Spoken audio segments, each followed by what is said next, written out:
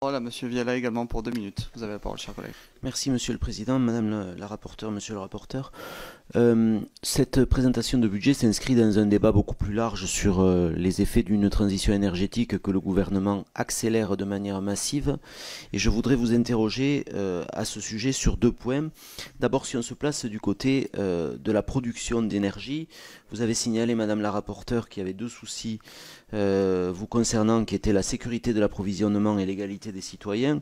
Je ne doute pas que vous avez aussi en tête l'égalité des territoires face à la production d'énergie, et vous avez évoqué la question du renouvellement des concessions. Je voudrais ajouter aussi le fait que le déploiement d'un certain nombre de production d'énergie renouvelable impacte les écosystèmes territoriaux, et je pense en particulier à l'éolien, et je voudrais que vous nous disiez, s'il vous plaît, quelles pourraient être les préconisations pour davantage d'équité de ce point de vue-là.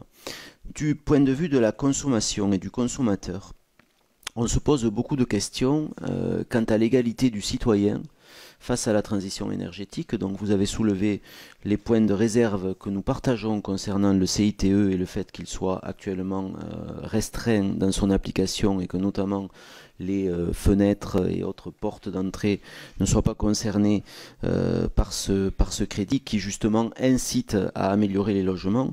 Mais au-delà de ça, on a aujourd'hui sur un certain nombre de territoires des citoyens qui, même s'ils désirent aller vers la transition énergétique, n'ont pas les moyens technologiques à leur disposition pour le faire, sans parler de l'aspect financier.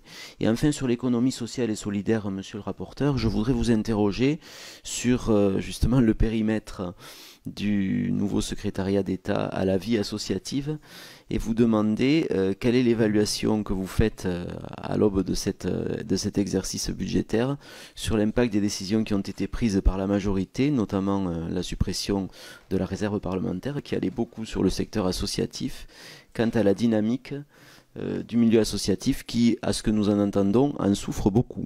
Merci. Merci,